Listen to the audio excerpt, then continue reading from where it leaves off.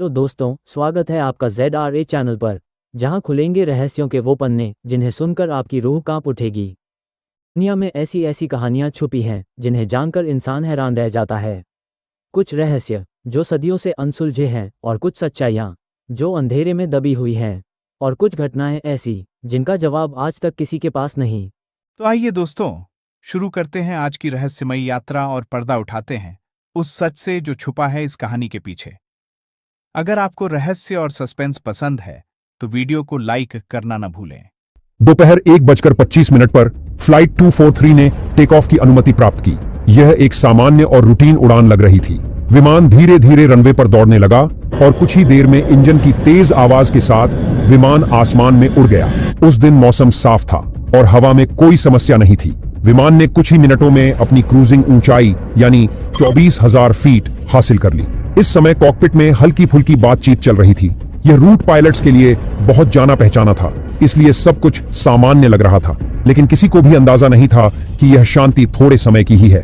कुछ ही देर में ऐसा कुछ होने वाला था जो सबकी जिंदगी बदल देगा। फ्लाइट अटेंडेंट्स ने यात्रियों को उनकी सीट बेल्ट बांधने के निर्देश दिए थे और अब वे स्नैक्स और ड्रिंक्स सर्व करने में व्यस्त थीं। मिशेल होंडा विमान के बीच वाले हिस्से में 15 और 16 नंबर की पंक्तियों के पास थीं। जेन टोमिटा अगली पंक्तियों में दूसरी सीट के पास अपनी जिम्मेदारी निभा रही थीं। क्लारा बेल लैंसिंग, जो अपने अनुभव और अच्छे स्वभाव के लिए जानी जाती थीं, 5वीं पंक्ति के आसपास यात्रियों की देखभाल कर रही थीं। लेकिन तभी छत से हल्की सी चरमराहट की आवाजें आने लगीं। आवाजें इतनी धीमी थीं कि कोई भी उन्हें सुनकर परेशान नहीं हुआ। ये आवाजें जैसे किसी पुरानी धातु के हिलने की थीं, लेकिन इनकी अहमियत उस समय किसी ने नहीं समझी। 1:48 पर जब विमान माउई से 43 किलोमीटर दक्षिण पूर्व में था, अचानक एक तेज धमाका हुआ। ऐसा लगा मानो विमान के शरीर को किसी ने चीर दिया हो। धमाका इतना तेज था कि पूरे विमान में एक लहर सी दौड़ गई। यात्री अपनी सीट बेल्ट से मजबूती से बंधे थे, लेकिन धमाके के साथ विमान ने जोर से झटका खाया। कई लोग अपनी सीट से उछल पड़े और असमंजस में आ गए। इस सब के बीच एक और दृश्य था जिसने सभी को हिला दिया। Flight attendant Clara Bell Lansing, जो अपनी पेशेवरता और मुस्कान के लिए जानी जाती थी, अचानक उस खतरनाक झटके के साथ छत के छेद से बाहर उड़ गई। यह क्षण चुपचाप और बुरी तरह से हुआ, जैसे समय ठहर सा गया हो। यात्रियों की आंखों में घबराहट और डर था, और पायलट भी एक पल के लिए संकुचित हो गए थे। यह सब अचानक हुआ था। कोई नहीं समझ पा रहा था कि ऐसा कैसे हुआ। इस धमाके ने विमान की छत को फाड़ दिया था। एक छोटी सी दरार ने पल भर में 18 फीट लंबे छेद का रूप ले लिया, जो छत से खिड़कियों तक फैल गया। धातु के टुकड़े टूटकर तेजी से विमान के पंखों और इंजन से टकरा रहे थे। तेज चिंगारियां और डरावनी आवाजें विमान के अंदर गूंज रही थीं। वह उड़ान जो कुछ मिनट पहले तक सामान्य थी, अब बेकाबू हो चुकी थी। सीटों पर रखा सामान और यात्रियों की निजी चीजें तेज हवा में उछलकर इधर उधर उड़ने लगीं। लोग घबराकर चिल्लाने लगे, लेकिन उनकी आवाजें तेज हवा में दबकर रह गईं। ठंडी और पतली हवा, जो अब विमान के अंदर भर चुकी थी, यात्रियों के शरीर पर पड़ रही थी। ऐसा लग रहा था जैसे कोई उन्हें पीछे की तरफ खींच रहा हो। इस ऊंचाई पर हवा में ऑक्सीजन की कमी थी। स्थिति और खराब हो गई जब विमान का ऑक्सीजन सप्लाई सिस्टम काम करना बंद कर गया। छत के टूटने से ऑक्सीजन मास्क भी यात्रियों तक नहीं पहुंच सके। लोगों को सांस लेने में कठिनाई होने लगी। जो यात्री छत के खुले हिस्से के पास बैठे थे, वे सबसे ज्यादा खतरे में थे। विमान के अंदर तेजी से उड़ते धातु के टुकड़ों ने कई यात्रियों को घायल कर दिया। कुछ को सीट के पास टूटे तारों से करंट का झटका लगा। कई लोगों के चेहरे और शरीर पर कटने और झुलसने के निशान थे।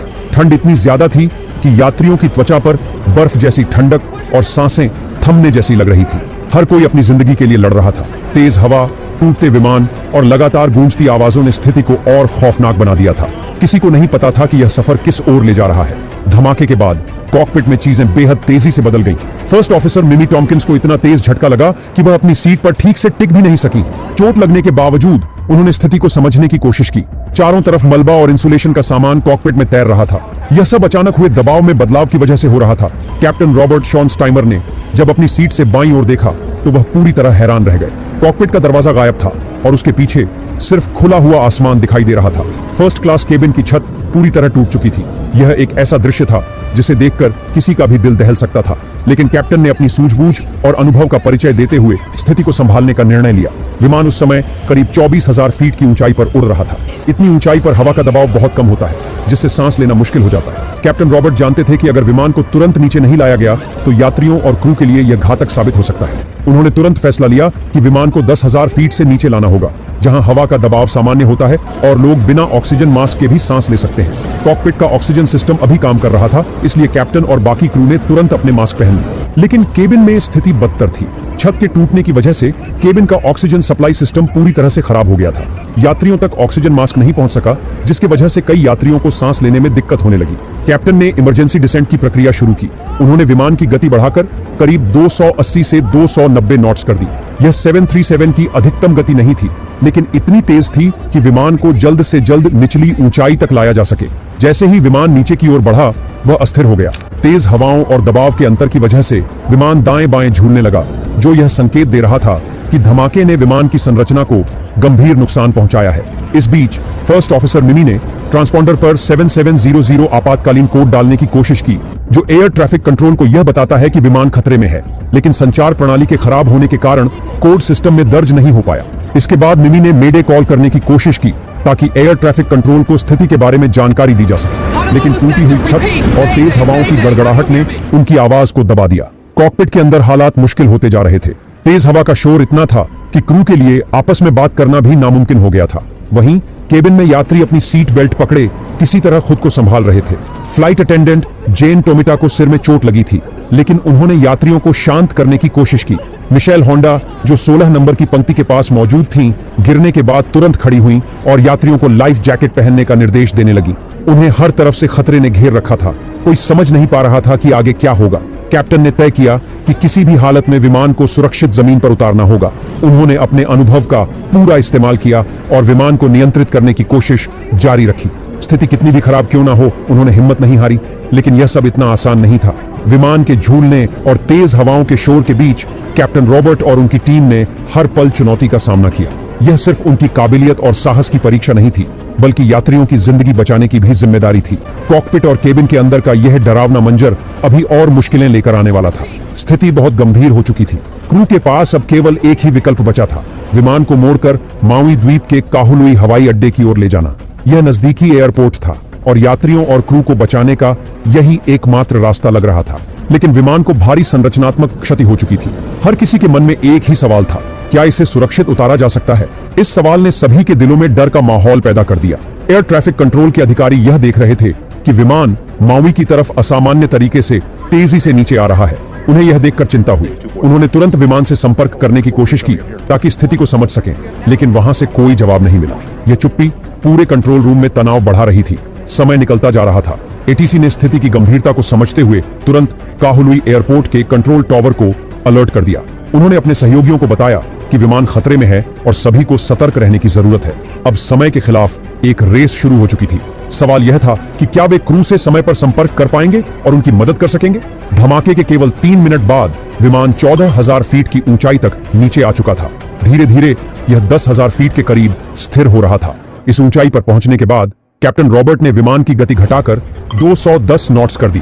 इससे टूटे हिस्से से आ रही तेज आवाजें थोड़ी कम हुई और विमान में थोड़ी शांति छा गई। इस शांति के कुछ पलों ने पायलट्स को राहत दी। उन्होंने अपने ऑक्सीजन मास्क उतारकर आपस में बातचीत शुरू की। पायलट्स ने अपने दिमाग को स्थिर किया और स्थिति पर दोबारा ध्यान केंद्रित किया। इसी दौरान उन्होंने एयर ट्रैफिक कंट्रोल से संपर्क कर लिया और मौजूदा हालात की जानकारी दी। फर्स्ट ऑफिसर मिमी टॉमकिंस ने एटीसी को बताया कि विमान ने रैपिड डिकम्प्रेशन झेला है। उन्होंने तुरंत मदद मांगी। हालांकि एटीसी को उस समय स्थिति की गंभीरता का पूरा अंदाजा नहीं था। उन्होंने केवल फायर ब्रिगेड को तैयार रहने को कहा, लेकिन एम्बुलेंस नहीं बुलाई। विमान के टूटे हिस्से से आ रही तेज आवाजों के कारण बातचीत साफ साफ नहीं हो पा रही थी। इसके बावजूद विमान माउई की ओर बढ़ रहा था। एटीसी ने विमान के रडार पर इमरजेंसी कोड 7700 देखा। अब उन्हें समझ आया कि स्थिति बहुत गंभीर है।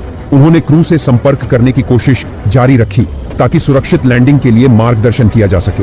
विमान अब सांस लेने लायक हवा के स्तर तक उतर चुका था। पतली हवा और ऑक्सीजन की कमी से जो घुटन यात्रियों को हो रही थी, वह कम हो गई। हालांकि यात्रियों के चेहरों पर डर और घबराहट अभी भी साफ दिखाई दे रही थी।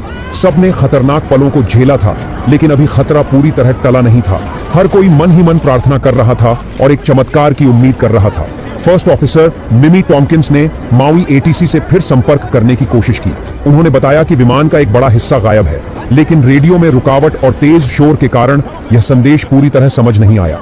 अब सभी की नजरें इस बात पर टिकी थीं कि क्या यह विमान सुरक्षित जमीन तक पहुंच पाएगा। डर, घबराहट और उम्मीद के इस माहौल में सबके दिलों में बस एक ही सवाल था, क्या वे बच पाएंगे।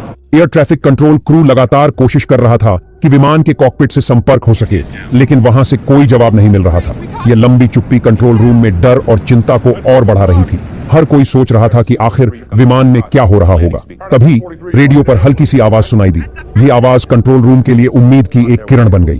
क्रू ने बताया कि उन्हें एम्बुलेंस की जरूरत पड़ेगी, क्योंकि फ्लाइट अटेंडेंट्स से संपर्क नहीं हो पा रहा था और यह पता नहीं था कि कितने यात्री घायल हैं।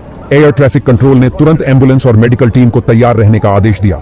जैसे जैसे विमान रनवे के करीब पहुंच रहा था, पायलट्स ने लैंडिंग की तैयारी शुरू कर दी, लेकिन विमान की संरचना को हुए गंभीर नुकसान के कारण यह अंदाजा लगाना मुश्किल था कि लैंडिंग के दौरान विमान कैसे प्रतिक्रिया करेगा। कैप्टन रॉबर्ट ने फ्लैप्स को धीरे धीरे लेवल 1 से बढ़ाकर लेवल 5 तक सेट करने का निर्देश दिया। शुरू में विमान नियंत्रण में रहा, लेकिन जैसे ही फ्लैप्स को और नीचे करने की कोशिश की गई, विमान असामान्य व्यवहार करने लगा।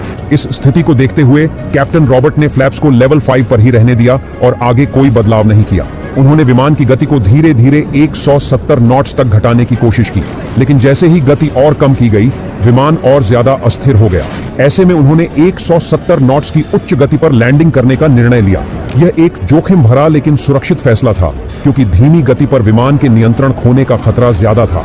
लैंडिंग की तैयारी में क्रू ने लैंडिंग गियर को विस्तारित किया, लेकिन परेशानी तब आई जब नोज गियर के काम करने की पुष्टि करने वाली लाइट नहीं जली। इसका मतलब था कि क्रू को यह पता नहीं था कि नोज गियर पूरी तरह खुला है या नहीं। अगर नोज गियर काम नहीं करता तो लैंडिंग के दौरान विमान सीधे रनवे पर फिसल सकता था और उसमें आग लगने का बड़ा खतरा था। कैप्टन रॉबर्ट के सामने अब एक बड़ा और कठिन फैसला था। वह बिना नोज गियर की पुष्टि के लैंडिंग जारी रखें या समय लेकर उसकी जांच करें।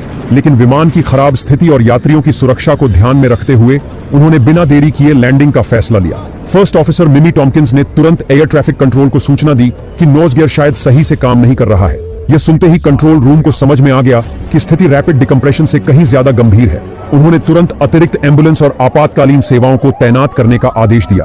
लेकिन समस्या यही खत्म नहीं हुई। काहुलुई एयरपोर्ट, जहां विमान लैंड करने वाला था, आपातकालीन लैंडिंग के लिए सही स्थान नहीं था। उस इलाके में तेज हवा के झोंके लैंडिंग को और भी खतरनाक बना सकते थे। कैप्टन और क्रू को हर पल बेहद सटीक निर्णय लेना था। उनकी हर छोटी छोटी कोशिश यात्रियों और क्रू की सुरक्षा सुनिश्चित करने के लिए बेहद जरूरी थी। हर कोई प्रार्थना कर रहा था और उम्मीद कर रहा था कि कोई चमत्कार होगा और विमान सुरक्षित जमीन पर उतरेगा। लेकिन चुनौती अभी भी बड़ी थी और सभी की निगाहें कैप्टन रॉबर्ट और उनकी टीम पर टिकी हुई थीं। माउई के उत्तरी हिस्से में तेज हवाओं, जिन्हें ट्रेड विंड्स कहा जाता है, के कारण हालात बेहद चुनौतीपूर्ण हो गए थे। इन हवाओं की तीव्रता ने विमान को नियंत्रित करना अत्यधिक मुश्किल बना दिया था। ऐसी स्थिति में पायलट्स के लिए हर सेकंड और हर मीटर का सही आकलन करना जरूरी हो गया था, ताकि विमान को सुरक्षित तरीके से लैंड कराया जा सके। कैप्टन रॉबर्ट ने तुरंत स्थिति को समझते हुए फर्स्ट ऑफिसर को फ्लैप्स को 15 डिग्री के एंगल पर सेट करने का निर्देश दिया।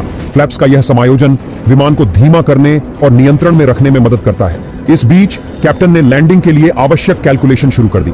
रनवे की लंबाई को ध्यान में रखते हुए तय किया गया कि सुरक्षित लैंडिंग के लिए विमान की गति लगभग 281 किलोमीटर प्रति घंटे होनी चाहिए। लेकिन जैसे जैसे विमान की गति घट रही थी, उसे नियंत्रित करना और भी कठिन हो रहा था। कैप्टन ने तुरंत निर्णय लिया कि सामान्य से तेज गति पर लैंडिंग करना ही एकमात्र विकल्प होगा। जैसे ही विमान लैंडिंग के करीब पहुंचा, वह असामान्य रूप से हिलने डुलने लगा, मानो हर प्रयास का विरोध कर रहा हो। क्रू और यात्रियों के लिए यह बेहद तनावपूर्ण क्षण था। फ्लाइट अटेंडेंट मिशेल होंडा ने यात्रियों को जोर से चिल्लाकर निर्देश दिया कि वे अपने सिर नीचे करें और आगे की ओर झुक जाएं, ताकि किसी भी संभावित खतरनाक स्थिति से बचा जा सके। इस बीच मिशेल ने अपनी साथी जेन टोमिटा को कसकर पकड़े रखा, जो गंभीर चोटों के कारण बेहोश थी। जैसे ही विमान अपने अंतिम चरण में प्रवेश कर रहा था, कैप्टन रॉबर्ट ने देखा कि विमान बाईं ओर झुक रहा है। उन्होंने तुरंत समझ लिया कि इंजन नंबर 1 ने काम करना बंद कर दिया है। यह देख उनके रोंगटे खड़े हो गए। उन्होंने इंजन को दोबारा चालू करने के लिए इग्निशन स्विच को सक्रिय किया, लेकिन दोनों इग्निशन सिस्टम के पूरी ताकत से काम करने के बावजूद इंजन शुरू नहीं हो सका। अब स्थिति लगभग निराशाजनक हो चुकी थी। विमान का एक हिस्सा खुला हुआ था, नोज गियर के सही से काम करने की पुष्टि नहीं थी और केवल एक इंजन ही काम कर रहा था। लेकिन इस कठिन परिस्थिति में भी रनवे उनकी नजरों के सामने था। कैप्टन रॉबर्ट ने अपने अनुभव और आत्मविश्वास का परिचय देते हुए यह विश्वास बनाए रखा कि वह विमान को सुरक्षित लैंड करा सकते हैं। दोपहर 1:58 पर विमान ने 318 किलोमीटर प्रति घंटे की गति से रनवे 2 पर लैंडिंग की। लैंडिंग के दौरान कैप्टन रॉबर्ट ने पूरी ताकत से ब्रेक लगाए, जबकि फर्स्ट ऑफिसर मिमी टॉम्किंस ने इकलौते काम कर रहे इंजन पर रिवर्स थ्रस्ट का उपयोग किया। इस संयुक्त प्रयास से विमान की गति धीरे धीरे कम हुई और अंततः विमान ने सुरक्षित रूप से रनवे पर लैंड कर लिया। विमान की लैंडिंग के बाद सभी ने राहत की सांस ली। यह एक ऐसा क्षण था जिसे देखकर हर कोई खुशी और कृतज्ञता से भर गया। आपातकालीन स्लाइड्स को तुरंत सक्रिय किया गया और यात्रियों को जल्दी से विमान से बाहर निकाला गया। गंभीर रूप से घायल यात्रियों को स्ट्रेचर की मदद से अस्पताल पहुंचाया गया। चूंकि एयरपोर्ट पर पर्याप्त एम्बुलेंस नहीं थी, इसलिए स्थानीय ट्रकों और टूर वैन का इस्तेमाल घायल यात्रियों को अस्पताल ले जाने के लिए किया गया। इस हादसे में कुल 65 लोग घायल हुए थे, जिनमें से 8 की हालत गंभीर थी। विमान के कैप्टन और क्रू ने आखिरी क्षण तक घायल यात्रियों की मदद की, यह सुनिश्चित किया कि सभी सुरक्षित बाहर निकल सकें। क्लाराबेल लैंसिंग, जो विमान से बाहर खींच ली गई थीं, के बारे में सोचते हुए यह सवाल स्वाभाविक रूप से उठता है कि उनका क्या हुआ। जब स्थिति नियंत्रण में आई तो फ्लाइट क्रू और बचाव दल ने उनकी गुमशुदगी पर चर्चा की।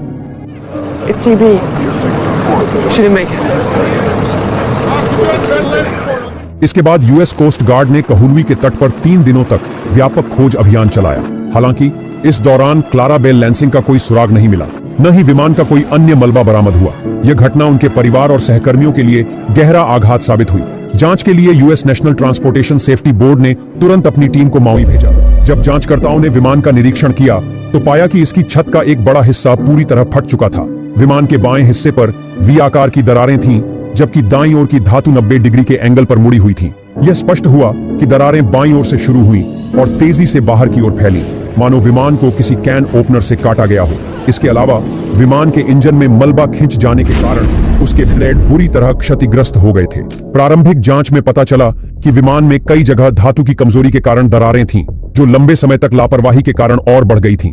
इसके अलावा कई जगहों पर मरम्मत के पैच लगे थे, जो यह संकेत देते थे कि यह विमान काफी समय से अपनी सेवा अवधि से अधिक उपयोग में था। एनटीएसबी की अंतिम रिपोर्ट में कहा गया कि इस हादसे के लिए अलोहा एयरलाइंस की प्रबंधन विफलता के लिए जिम्मेदार थी। पहला कारण यह था कि एयरलाइन ने मुनाफा बढ़ाने के लिए विमान का जरूरत से ज्यादा इस्तेमाल किया। 75,000 उड़ान चक्र की सीमा पार करने के बाद भी विमान को लगातार उपयोग में लाया गया। दूसरा बड़ा कारण यह था कि विमान की रखरखाव प्रक्रियाओं में गंभीर लापरवाही बरती गई। नियमित जांच के दौरान विमान की संरचनात्मक समस्याओं का पता लगाने और उन्हें सही करने में विफलता इस हादसे का एक अन्य बड़ा कारण बनी। इसके अलावा जांच में यह भी सामने आया कि बोइंग 737 सीरीज के शुरुआती मॉडल में पतली एल्यूमिनियम शीट का उपयोग किया गया था, जिसे एक चिपकाने वाले पदार्थ और 3 पंक्तियों के रिवेट्स से जोड़ा गया था। लेकिन नमी वाले वातावरण में यह चिपकाने वाला पदार्थ अपना असर खो बैठा, जिससे तनाव केवल रिवेट्स पर केंद्रित हो गया। यह स्थिति छोटे छोटे दरारों के रूप में उभरने लगी, जिन्हें समय पर पहचाना नहीं गया। बोइंग ने पहले ही इस संभावित समस्या के प्रति एयरलाइनों को आगाह कर दिया था और सलाह दी थी कि नियमित रखरखाव जांचें, विशेष रूप से टियर स्ट्रैप्स की, समय समय पर की जाएं। ये स्ट्रैप्स विमान की संरचना में दरारों को फैलने से रोकने के लिए डिजाइन किए गए थे, लेकिन अलोहा एयरलाइंस ने इस निर्देश का पालन ठीक से नहीं किया और रखरखाव में लापरवाही के कारण दरारें धीरे धीरे अनियंत्रित होकर फैलती गईं। यह चूक अंततः अलोहा फ्लाइट 243 के इस खतरनाक हादसे का मुख्य कारण बनी। यह घटना विमानन उद्योग के लिए एक बड़ी सबक थी। हादसे के बावजूद सबसे खास बात यह थी कि क्रू ने अपनी सूझबूझ और पेशेवरता का बेहतरीन प्रदर्शन किया। कैप्टन रॉबर्ट शॉन्स्टाइमर और फर्स्ट ऑफिसर मिमी टॉम्किंस ने मुश्किल हालात में भी धैर्य और कुशलता से विमान को सुरक्षित लैंड कराया। उनकी इस बहादुरी और कुशलता के लिए उन्हें सम्मानित किया गया। यह घटना हमें दिखाता है कि कठिन परिस्थितियों में सही ट्रेनिंग और अनुभव कितना जरूरी होता है। इस घटना के बाद 1996 में होनोलुलु अंतरराष्ट्रीय हवाई अड्डे पर एक स्मारक बनाया गया। यह स्मारक फ्लाइट अटेंडेंट क्लाराबेल लैंसिंग की याद में बनाया गया, जो इस हादसे में अपनी ड्यूटी के दौरान जान गंवा बैठी। यह स्मारक अलोहा एयरलाइंस के बोर्डिंग गेट के पास है। क्लाराबेल लैंसिंग को एक समर्पित और आदर्श फ्लाइट अटेंडेंट के रूप में हमेशा याद किया जाता है। उनकी निष्ठा और कर्तव्य भावना आज भी विमानन उद्योग के लिए प्रेरणा बनी हुई है।